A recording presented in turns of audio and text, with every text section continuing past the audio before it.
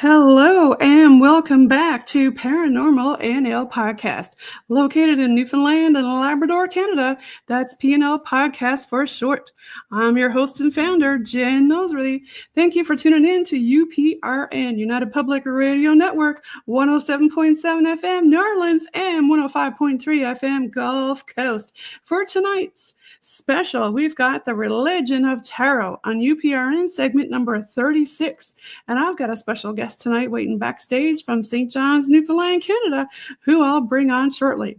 Now it's time to grab your favorite cold one, a few munchies, maybe some crystals and sage, and get ready for the spooky show tonight. ParanormalNL Podcast is sponsored by the BOG Team. It's a boots-on-the-ground BOG team doing historical paranormal investigations in Newfoundland, Canada.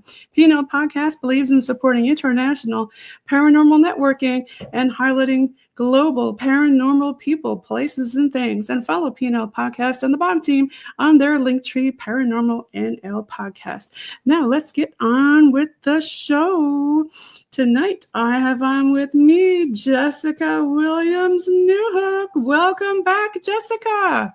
Thank you, Jen. I'm happy to be back. Yes, you were on previously. You were on, let's see, season 2, episode 51, when we did the solar eclipse.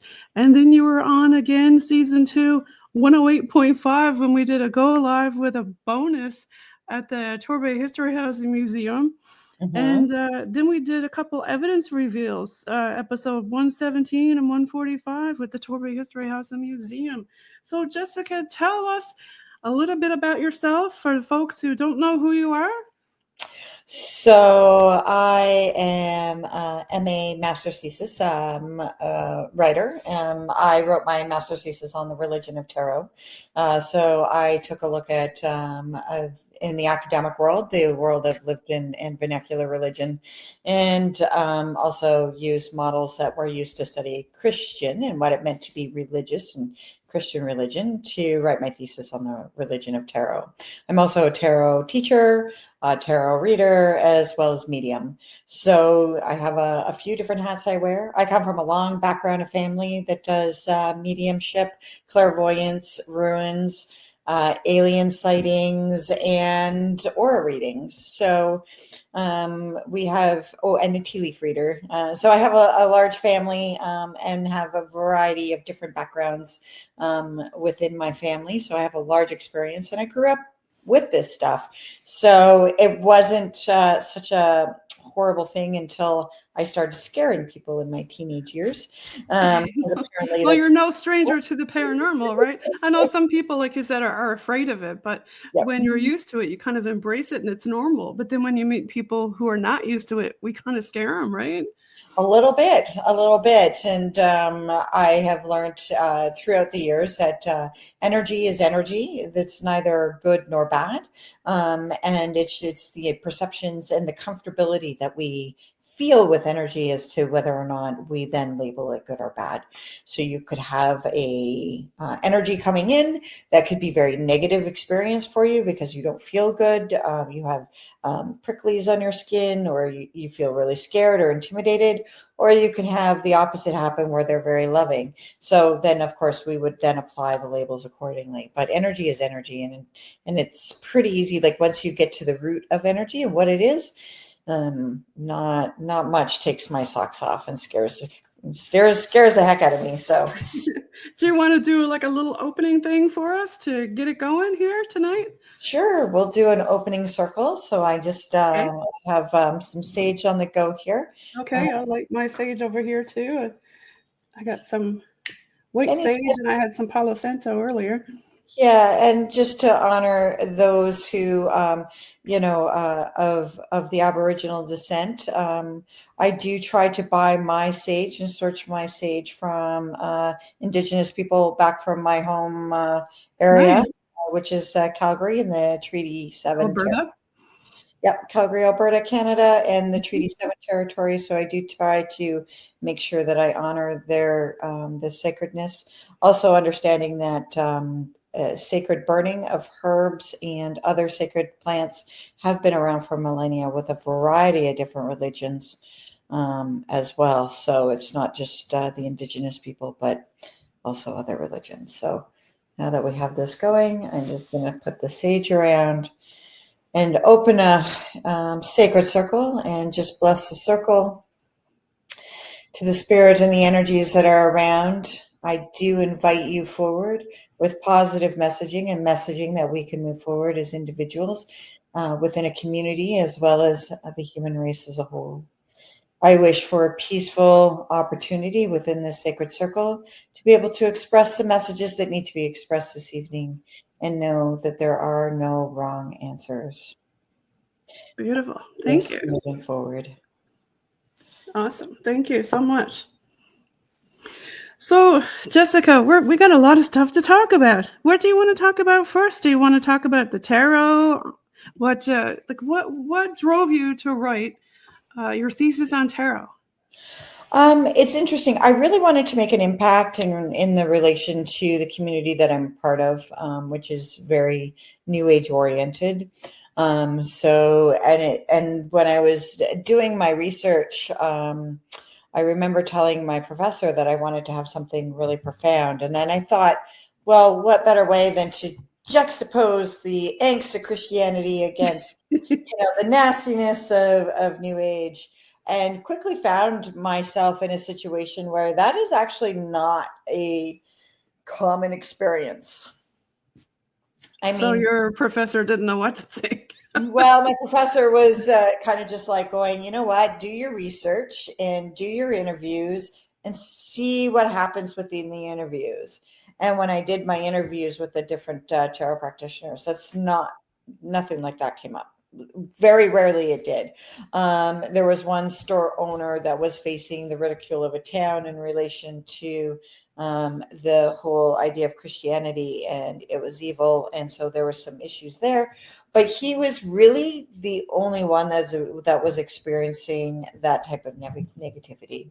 So when I did all the research and everything, and I looked at it, and I remember like witnessing going to a Sikh temple or going to a,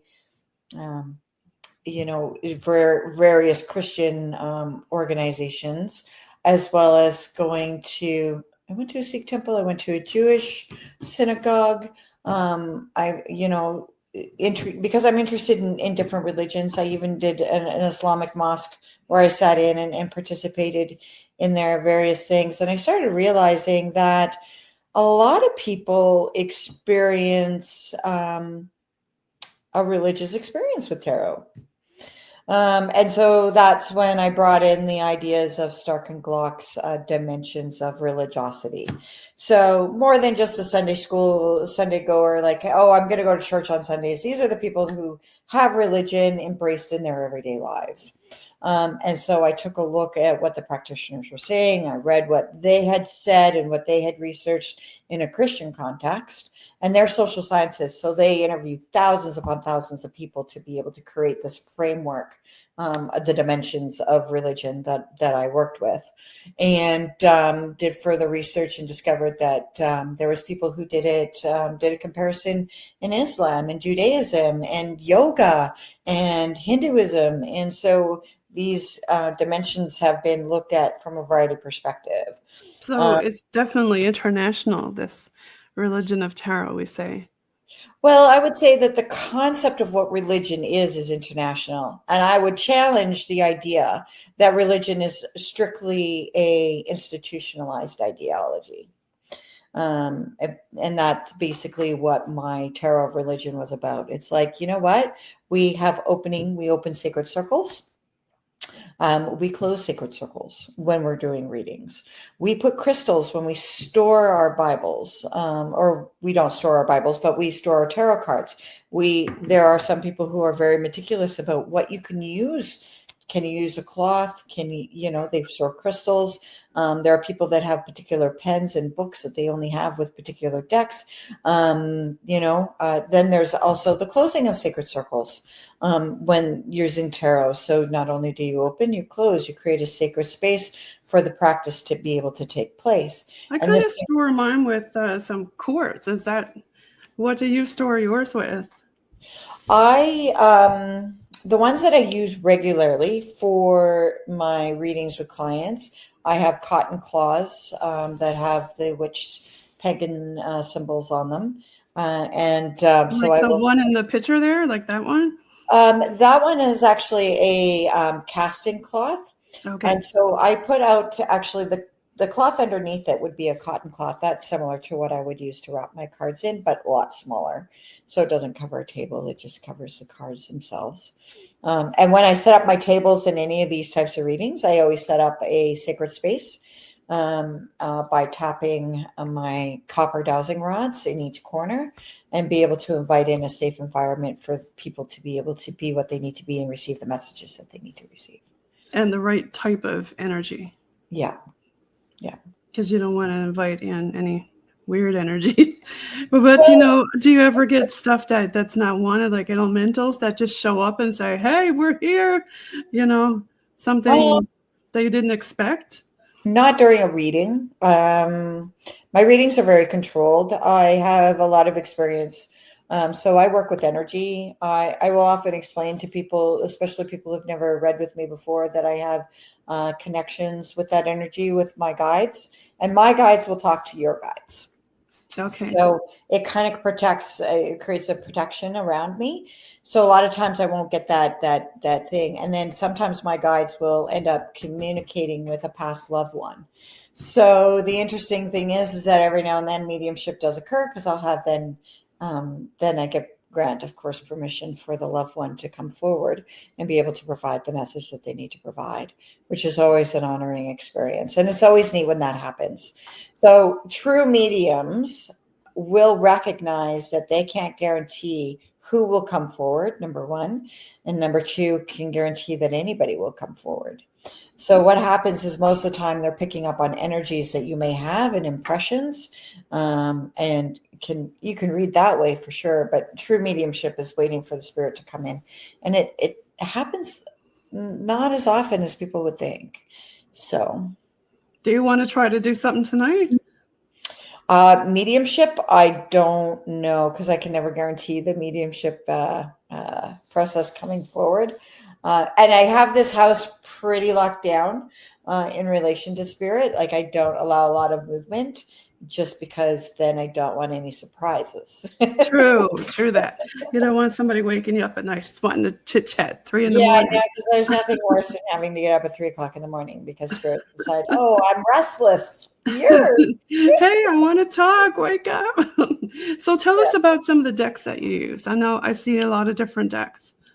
So you have on the screen there, there's a couple of crystal balls that I use for clair seeing and scrying purposes. But if you look there in the very front, the first deck there with the feathers on it, that's the Faulkner deck. It's a black and white picture deck. And that was created by Rihanna Faulkner in the UK. She doesn't produce them anymore, so they are kind of a collector's item. So luckily I have the deck that I use, and then I have one extra that I've stashed away for if that one ever dies on me. So the one next to it is the Witch's deck. That's circa 1970s. And then the ones behind that are kind of show decks. You have the Thoth deck, the Marseille Tarot, and the Visconti Tarot. So those are historical decks that kind of, it provides a little bit of historical context to the history of tarot.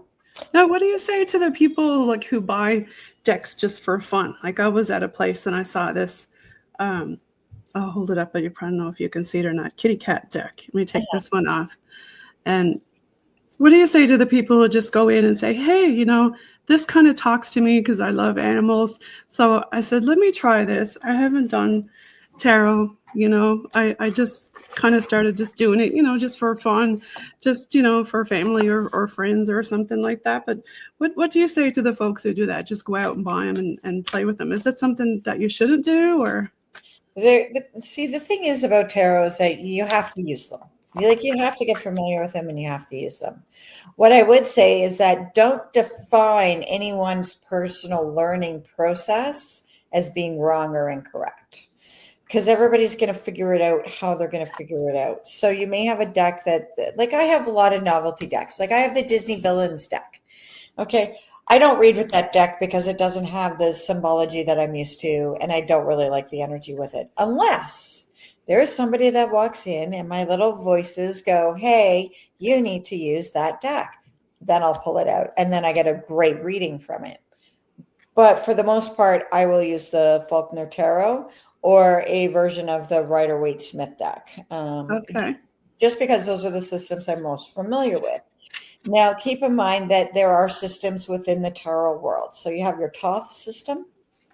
Okay, so that was done by the beast himself, Aleister Crowley. Oh. And the artwork was done by Leda Frida Harris. Then you have the Rider-Waite-Smith deck, which was done by Arthur Waite and then drawn by Pamela Coleman Smith. And then you have the Marseille deck, which was the French deck that was the precursor to both of those decks. So I just went backwards in history. Most of our systems within the tarot world fall within those realms. So there either be like similar to the Thoth system or the Arthur Waite-Smith system or the Marseille system. So, and then you get into the novelty decks that kind of, they're a little bit out there. They kind of fall outside of those realms. But like you said, when you pull one and you're trying to get used to reading them, like I pulled, let me see. I pulled this one. Does this mean anything to you? A cat in a box with an arrow? Okay, so if you're first time reading tarot and you pull that card, it'd be like, okay, so what is your first impression of the box? Are you trapped or do you feel cozy? Well, to me, it looks like there's a hungry cat because he's eating the box and there's cookies on top of it. And my cats have been constantly asking me for, I call them Scooby snacks. They're always asking for what do you call those Temptations cat mix snacks? Right. So then, okay, so we're dealing with a hungry cat who is uncomfortable with his surroundings. So how does that fit for you? Could be because I was burning sage and I got both of them angry and they see the arrow. They left the room. Yeah. That's how I interpret that one. But, there's always a little book that comes with it. And a lot of people say, throw out the book. Don't even go by the book, right? Because it goes by your feelings and what you sense. Yeah, I'm not a book reader. So when I was first learning how to do this, I was told to throw out the books. And the main reason is because you lose sense of your intuition. We go back into the mundane world. So the idea is that you want to stay in the sacred. So you want to stay where your energy is going to be able to be connected.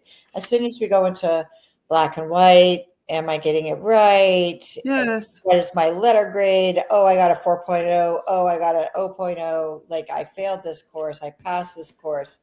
Because otherwise you're just constantly going through the book, like trying to find it. And I was doing that. I can't find that card anywhere. Right. And so that's why I'm like, so when you pulled up the card for me, when I looked at it, I felt that the cat was just kind of a little bit in a playful mood and was quite comfortable in the box and didn't really want to actually acknowledge where the arrow was pointing. Like it was almost like, no, I'm fine right here. So a little bit of stubbornness. Have you ever used this deck? This one came with, I unboxed Mindful Souls. I like to use them. This is just a Mindful Soul deck. And it doesn't really say anything on it. It just says Mindful Souls Tarot deck. And I haven't even looked at the book on it, nothing. I'm just going to try another one and see what happens. You tell me what you think if I pull it up. I'm just cutting it in half. That's all. So what do we got there? It looks like the Queen of Cups. Somebody sitting in a chair with a cup, and it looks like a lady. Yeah, it looks Queen, like maybe. Yeah, it looks like the Queen of Cups. Definitely very interesting card. There's a lot of I kind of like the black and white nature of it because it's interesting because it feels like gold pops through on the crown, but there's no gold on the actual card itself. So the first thing I noticed was the crown on her head. But I also noticed she's looking down into the cup. So it's almost like she's pensive and she's thinking. So it's a very thought-provoking card. And so what that suggests to me, especially understanding cups, is that the cups are about emotional, and they're also about flow. So it's almost, yeah, that's interesting you say flow. I thought that was a broom down on the floor. That's not. I looked at the card closer, and it's water with stones. And you said flow, right? yeah. So it's about flow, and it's about allowing yourself the time to be able to reflect on where it is that you want to go. So I would say that is a kind of a form of reflection. But the Queen of Water is actually my card. Oh, Yes, I am a Queen of Water. oh wow. My age and my sign are both water cards. Isn't So that funny that I picked that one out? Maybe that's yours. It knew it was yours. And I just happened to pick your card. So tell us more about some of the other stuff. I know you've had a lot of different experiences. I think one time you told me about experience that you had up on Signal Hill that was with a cryptid creature. yes, I think we talked about that in episode. In another episode. Yeah. Or is there any other like stuff that you want to talk about from your childhood? I know we talked a little bit about it. You said you had a lot of paranormal stuff in your childhood. Yeah, I had a experience. I think one of my first experiences that I can recall was in a house that we lived in Nebraska. We lived for a couple of years in a small town in Nebraska called Chadron. The house that I particularly lived in was very active, and to the point where we could hear people walking up and down stairs that weren't there anymore. There was always voices upstairs talking. And there was an old guy that used to, and my brother and I were very young. I was 3, he was like 1.5. So we shared a room. And there was an old guy that would come in and tuck us in and just make sure that we were protected, which my mom and dad were not really aware of. And we didn't even think anything of it. You know, it was just like, okay, great. Meanwhile, my mom and dad had experiences in their room, which is right across the hall, of a woman like blowing cold air on them and pulling off their blankets and, you know, causing some disturbances. So it's almost like he was there to protect us from her, so we wouldn't actually be hurt in any way, shape, or form. Okay.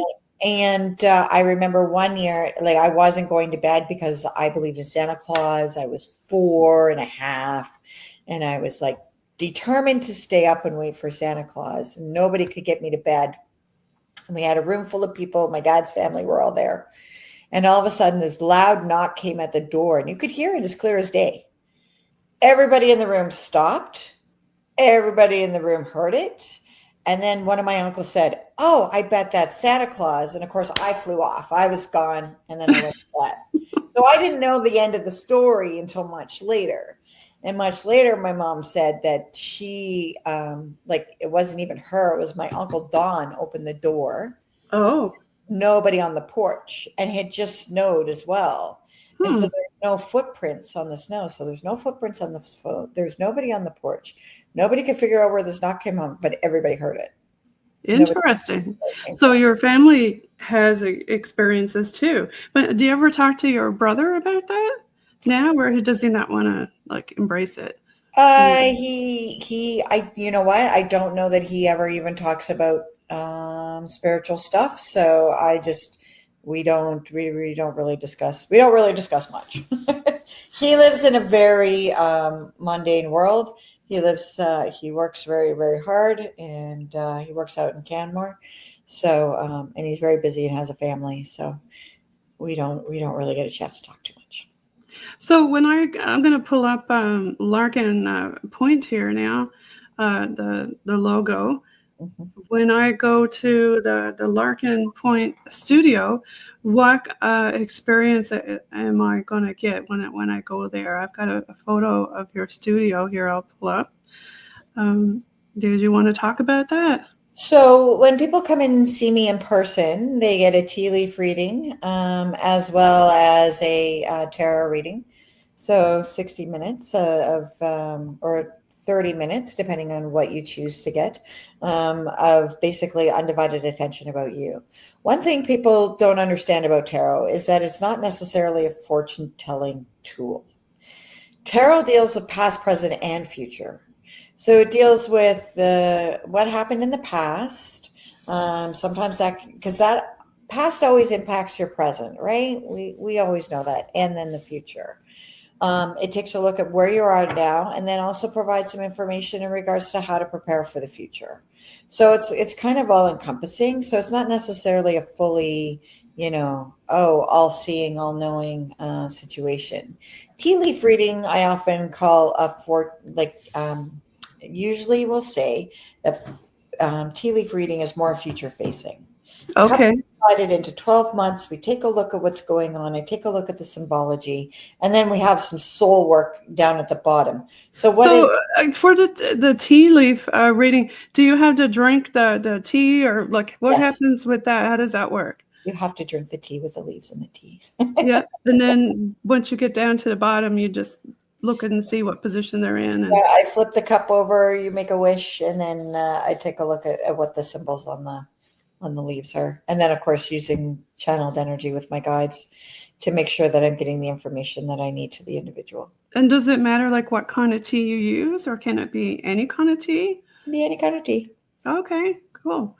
And it can be a couple, like it can be like a few leaves, or it can be a lot of leaves, however you want to drink it. So tell us, like when you flip the cup, what kind of stuff do you look for in the relation of the leaves, like in what position they're in? Well, what kind of shapes are they making, right? So, for example, I had a woman sitting in front of me who I looked over the cup and literally was filled with little fairies. Oh. And I was just like, so you like fairies? And she goes, I love my fairies. Like she just totally turned into a kid, right? That was 4 years old playing with fairies. And it's like, but the fairies are hiding things on you. And she's like, how do you know? And I could see the fairies doing different things on there. And so it was just being able to talk to her about, just bringing back her own power in regards to elemental spirits. Okay. Because, sometimes, if you let them take over control of your life, that can be chaotic. And sometimes you don't need that much chaos. So fairies in Newfoundland are not always evil, because I hear a lot of people say, oh, the Irish fairies are terrible, they're evil. But then I hear about fairy tree circles, which are supposed to be happy places, right? Unless you tell people where the circle is, and then they get mad. Newfoundland has a very different lore around fairies than, say, central Alberta. Very different ideologies. But you can run into all kinds of fairies. They may not necessarily be fairies either. They could be elves, gnomes, brownies. It's just a lot of times we put them all in the fairy category. So. Okay, yeah, or elementals, like you said, right? You never know what those are. Exactly. So, and elementals are so much fun to play with. I know that I was doing flower readings. I was learning how to do flower readings in Australia. And I looked at the flowers, and all of a sudden I just saw fairies all over these flowers. And I just went, oh, fairies. And then they just went, poof, and they were gone. They ran away. They're like, hey, like I was in that right zone to see them. And, I wouldn't have believed it if, I'm like going, oh, okay, yeah, that's just a tall tale. But I actually saw it. Like, I don't know, maybe my mind was playing tricks on me. I don't know. I think that they were actually in existence. So you were talking about a couple different decks that you're using. I drew up another picture here. Sorry about that. That's the elves calling. See, we're talking about them. Yeah, that's exactly it. That's exactly it. So which deck do you let them choose? Which deck, or you choose it? Right. So you see a setup there that I have. That's a common fare table that I will have set up. So I have casting available. So if I need further clarification on something, I can do some casting.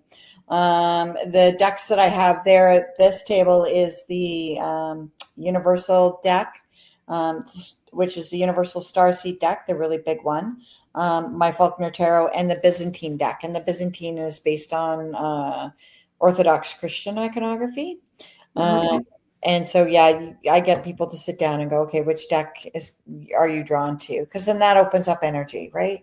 Anything I can do as a reader to open up energy, I will. Because the idea is that I want you to feel as comfortable as possible. Sometimes people don't realize how deep this can go, right? Well, that's my next question. Like, if you have a future reading for somebody, how deep are you going to let them know about the future? I Or let them that know might change it, right? Yeah, I let them know as deep as I'm getting told, And right? even if it's bad? Define bad though. Well, the D word? So death, Right? is death really bad though? Well, change of energy, right? It's essentially, or it could be good for somebody in pain, depending on who you're talking to. Exactly, right? Yeah. So, and surprisingly enough, the only time I've actually seen death is in a teacup. I have not actually seen Oh, death in tarot. Though wow. people will say, I have had people come back to me and say, I predicted death. I don't predict death. What I do is, if I see that people need to wrap up business and need to be able to express what they say or what they need to say, that's generally what comes out. It's like you have some things that you need to prepare for, and you need to be prepared, and you need to make sure you basically have everything out that you need to have out. So any conversations that need to take place, any preparation, you just need to make sure because basically if you see something like death, it's a warning. Inherently, the person already knows it's coming, and they haven't done what they need to do to be ready for it. Okay. So they have to be prepared, and it's about them. My readings are always about them and where they're at and what they need to do to be able to make sure that they are living the best lives they possibly can. And that's usually like, do you see that in a scry too?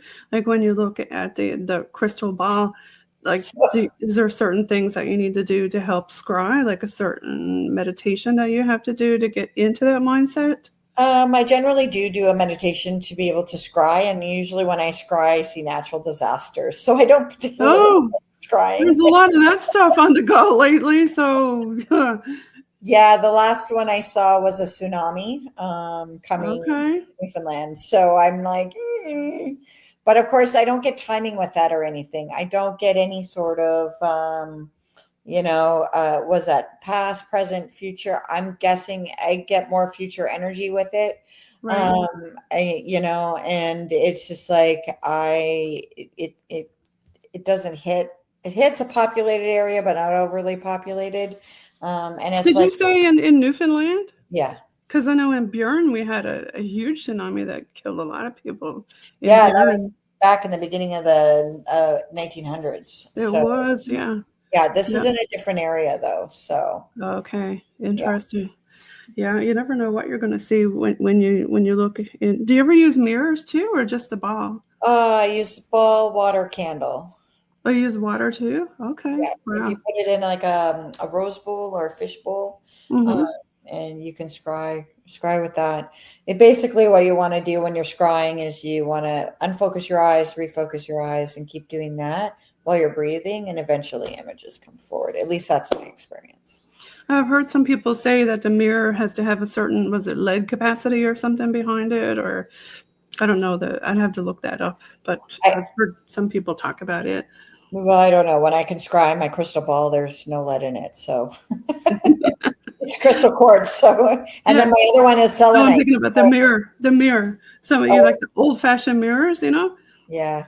What's your theory, since we're talking about mirrors, on spirits using that as a portal to go through and communicate? They usually or just to jump through. I haven't seen any spirit jump through. I have had spirit let me know they're there through a mirror.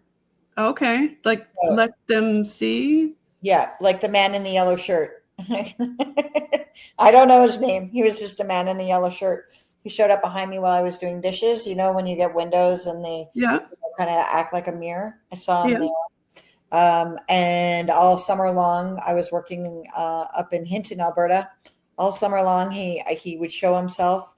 Oh. And then my mom came to visit me, and then he went away with my mom. So he disappeared and went with my mom's like, now I'm seeing the guy in the yellow shirt. And I'm like, I'm not seeing anything. And then we were traveling to interior BC, and we stopped at a location along our way, and he disappeared. on He both just sides. disappeared.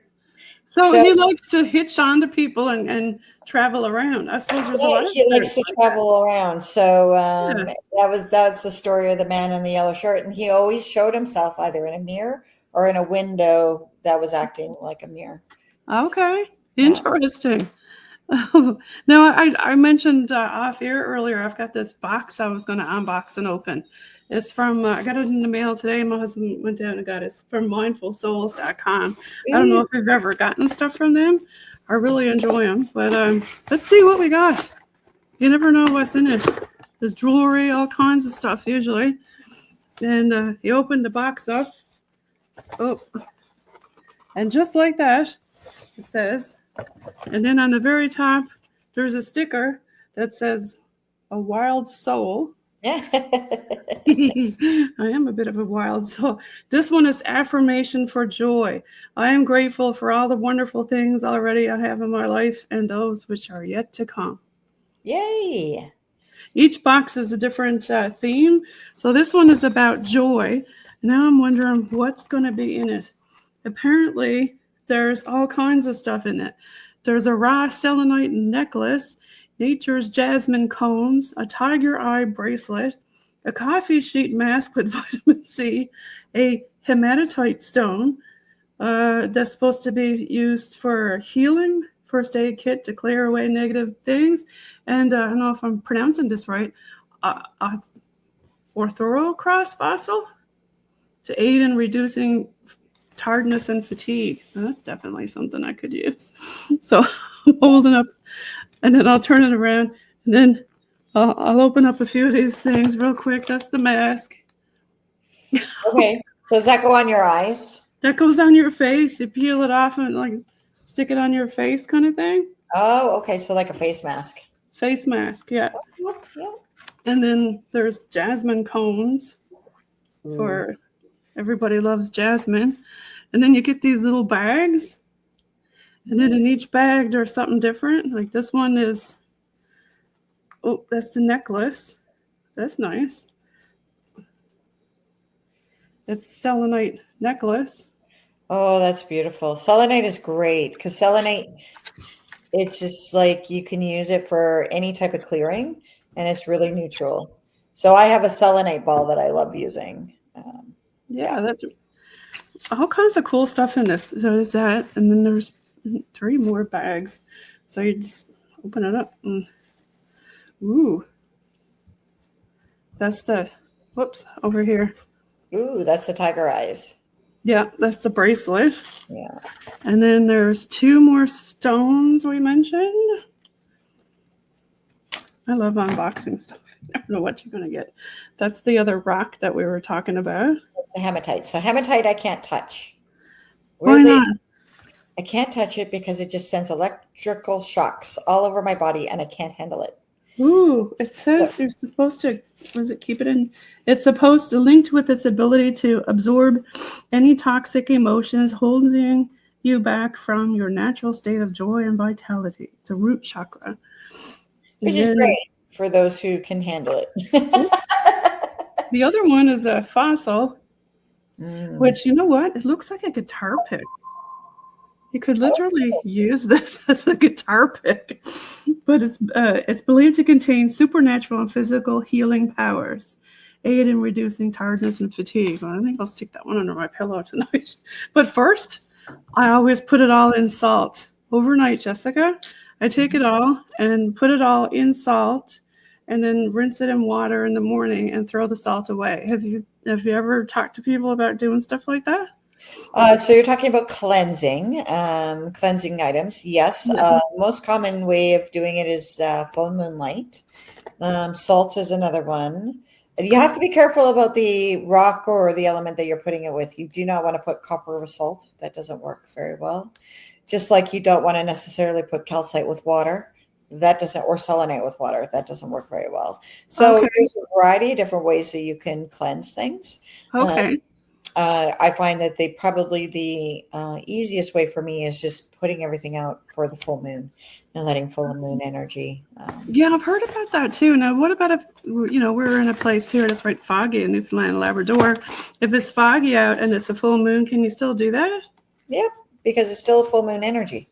You're still going to have the same energies. You're still going to have really busy hospitals. You're still going to have lots of births. You're still going to, I can attest to the hospital bit. That's truth. Right? Right? Oh, it's a full moon. Crazies are out tonight, right? Oh, yeah. The emergency room or the operation room goes nuts on a full moon. Right. So, I mean, and it just seems to be that's the way it happens. So, yeah, the full moon energy is still there. So do you have any other ideas on how to cleanse your crystals and stuff? I know you'd mentioned put them in the full moon. Right. So that's energy. So you can do a type of water. You can do sacred water. You can use holy water from the Catholic Church if you believe that in that type thing. There's also raindrop water, and there's other holistic waters, rainbow water that you can use for what happens if you don't recharge them? If you just leave them out all the time and they get drained. Eventually, they're not as effective and they get drained.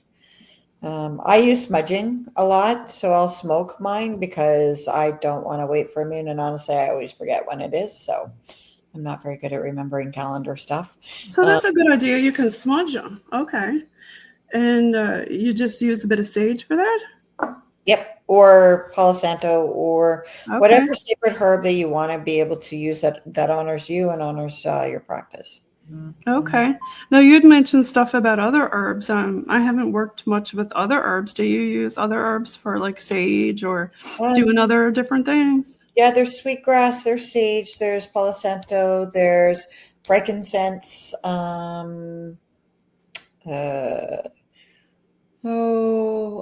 mugwort. Well, you can use mugwort as well. So it's just depending on what it is that you want to do. I know that I have a sage stick wrapped with mugwort that I'm going to be opening up soon because that opens up your psychic ability even more. So yeah, it's all about being open and being able to do readings, right? So did you want to talk a little bit about some other things that you've done in relation to, I know you're clairaudient and you're clairvoyant.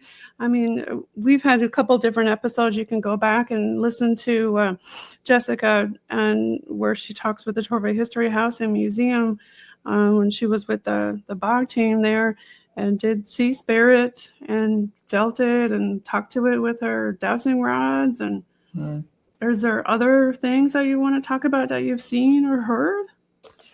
What else have I seen and heard? I think probably one of the weirdest experiences I had was when I was in a house in Calgary, where I had water fall out of the ceiling. Ooh. Randomly. I was sitting at a desk like this, and I was just sitting there, and I stepped away, and all of a sudden there was this big sploosh of water that, and I was working at a computer desk, so it hit my computer. And when I pulled back the ceiling panels, all I could see was the wood floor from upstairs. There was nothing there. There was no pipes. And the wood panels. That's weird. Yeah, the wood floor that we had was right in front of the front door. So there was no water. I was like, well, maybe the bathroom leaked or there was no water anywhere. There was no water to be found that could be a source of like a bucket of water being dumped on me. What's your take on people saying that that's like ectoplasm or something from a spirit that's left behind? Well, it was water, so I don't know. Was the water up swimming? Was the ghost up swimming? No plasmic charge or energy. It was water. And I mean, it was interesting because when I did the history of the house, I found out there was a house fire. Oh. And then I had a house fire in that house myself. So I don't know if it was a possible time portal opening where from like the fighting of the fire of the house, if the water came in. And could it have been a precog, Jessica? Like the fire that you had in the house, was it in that area later? It was in close to that area. It was in that area that we had off to the side, but yeah, it was in the same vicinity. Maybe it was like a little precog thing telling you, or a time slip, who knows, right? Yeah, it was very possible because it happened about 2 years before the actual fire happened. So have you had any other precog stuff happen?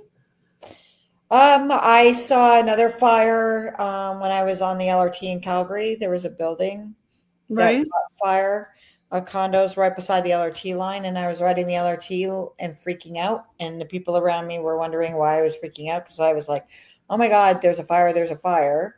Does anybody see that fire?" Right? And nobody was responding, and they're all looking at me and backing up and going, "You're weird." They didn't understand. Yeah. And they didn't I'm understand. And so then all of a sudden there was no fire. So I went from being like, there's a fire in that building to there's no fire. And then by 3 o'clock that afternoon, there had been a full 4 alarm fire at that location. Oh my gosh. And I was watching it on TV. Makes you wonder. I mean, did you get any weird precogs about what happened in Newfoundland with all the wildfires we've been having? No, but I do know by looking at, I just know this because I've worked with, have a little bit of knowledge of forestry and how it works. There's a lot of deadfall, and there's a lot of deadfall in a lot of Canada's forests, and we have not done a very good job of allowing nature to take its course. So we're in for a few years of hot fires, just by being aware of nature and how fires work and to clean up all that mess. Yeah, that's a lot of work there. Unfortunately, it's going to be another dry. I know we say dry, even though it was raining out there, but it doesn't seem to be as much rainfall. Than For Newfoundland, it's dry. For Alberta, this would be very wet. right. Yeah. So tell me more about some of the clairaudient things that you've had. I know you talked about the man in the yellow shirt and stuff like that, and when you were younger. Yeah, that's clairvoyance and clairsentience. So clairsentience is clear knowing, clairvoyance is clear seeing, clairaudient is clear hearing. Right. Yeah. And so I can remember, I didn't listen. I heard this voice say, "Turn left." Ooh. And I was like, "Who the hell are you?" "No, I want to get home fast. I'm turning right." I turned right. I ended up in an accident. Oh, no. Yeah, this was probably, I was like 2021. I was fairly young. Was that before you started listening to what they say? Well, it certainly brought me into attention to start listening to what. I was just going to say that. Or did that event force you? It triggered that whole entire, start listening to what they say. So every now and then I'll get a random, very clear, and it's a very clear masculine voice. And it speaks in this ear, and it speaks to me on the inside of my ear, not the outside. And when that voice speaks, I know I have to listen. Now, that's your spirit guide talking, and it's a man? Yep. Yeah. Who do you think that is? And somebody from your family? Nope. This is no relation to me. This is a spirit guide that I came into the world with and just is always with me. So he just kind of hangs out. He didn't attach from somewhere, or he's just been there. Yeah. He's just always been there. And so I always listen to him. And so can your spirit guides come from, is it assigned to you at birth, like some angel, or do you think that it could just comes to you at different points in your life and hangs out with you? Or is it only for people who really believe in it? I think it's both. And I don't know that you have to believe in it to have them experiences happen. I mean, people talk about miracles every day. You hear about the person in the car accident that should have been severely injured, but came out of it with no scratch on them, or ended up getting scratched as they were crawling out of the vehicle because they stepped on the glass the wrong way, right? You hear of those types of situations happen on a very regular basis. Or like Final Destination. Right. And so it's just like there's way too many of those experiences just within the mundane world with people who don't necessarily believe in spirit guides. And I do. And so people will say, well, they're angels. And I'm like, well, angels are part of it. I do believe there's elementals, humanistic form, spirit guides. You can even have potentially almost alien. You can have angels, which I don't know really the difference between angel and alien, when you dig down into it and look at kind of how they're represented, very equally could be one and the same. So yeah, there's a lot, there's definitely a lot to them. I have a chorus. I know that there's a chorus. when I do my readings, consisting of 3 or 4 of them. And they're very good at showing me pictures and telling me information. So for the religion of tarot, so there's a course. When you say a course, do you mean they're singing or there's just a certain amount of them? Well, they all talk at the same time in unison. They almost act as one. Okay. And you know those theater games where you have people who are doing a scene and they all have to say the same thing at the same time? Yes. That's kind of what it sounds like. Okay. All A right. little faster, though. It's not as dragged out. So now for the religion of tarot, for your thesis, what is the main thing that you want to get across to people about the religion of tarot? What's the main thing that you want people to know about or message? Message is that religion is more than just Christianity. I think if there was a takeaway to be like, oh, well, no, it's not religion. Religion is a word that's been almost obstructed by intellectual design in a way. The original word was meant to bind yourself to your beliefs. That was the Latin version and kind of what it meant. So that religion can look in a variety of different ways. And people need to open their minds to the possibility that there's more than one way to view religion. And this is just, when you say that, and I think about the Masonic, because it's just got the G, and the G is one all-seeing being, or it doesn't have to be a one all-seeing being. It could be whatever the heck you believe in. Right? So that's what I think about what you just said. Just exactly right. It could be anything. It doesn't have to be one particular, religion, shall we say. Yeah, I would say that this is a hot topic in tarot communities. A lot of people are very triggered by the term religion. And part of that has to do with a lot of tragic and unfortunately traumatic events that have occurred in different people's lives. So religion can be synonymous to a triggering event for people as well. Especially here in Newfoundland and Labrador. And we don't want to get into that, but unfortunately that has happened here in Newfoundland and Labrador. And it could be a variety of different reasons. So I honor that and just say, look, it's not meant to be triggering. It's meant to be investigative. It's meant to push the boundaries and to say, hey, there is more to this world than just one way of looking at it. And so I did that with my thesis, The Religion of Tarot. So we looked at the vernacular, or also known as lived religion, of individuals who practice tarot daily. And it all goes back to the energies, right? No matter what you're looking at, it's all about the energy. Yeah. For me, it is. Yeah. And a lot of people, for different other aspects, like, do you use Reiki also? I don't use Reiki, mainly because I have a pretty good balance within myself. I learned long ago to use protection in a rainbow format. And so I don't tend to get a lot of attachments. And when I do get an attachment, I dissolve, not cut. And I tend to just kind of keep using my rainbow egg. I've got my rainbow here with my puffin and my crystals. I don't know if you can see it, but I'll hold it up a little bit. Everybody got their own little weirdness that they use, but hey, whatever works for you, right? Exactly. And the reason why I use rainbow is because when you're dealing with bright light, you can attract everything and anything, because the brighter your light, of course, the more attraction you are. And so since I've been doing like rainbow energy protection, it's almost like prism light. I just cover myself in prism light. I have had less hitchhikers, less uninvited guests, less issues in dealing with spirits. So it works for me, because otherwise I could literally be up all night just talking to spirit and fae and elementals, and it's just like that's exhausting. I still have to live a mundane life. I still am an individual, living this world, and I have to be able to function. Right. So do you recommend any type of like ritual that you do every day I know every night some people, pray before they go to bed, or, use their sage and whatnot. And what do you recommend?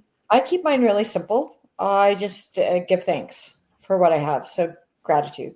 I just grateful for the day, even though it's a rough day. Grateful for my partner, for everything he does, and grateful for everything that I have. I have a roof over my head. I have food in my fridge, and sometimes that's all I can think about being thankful for, because the days can be kind of rough. And then when I have better days, there's more added to the list. But those are the two consistents that I give gratitude for every day and thankful for.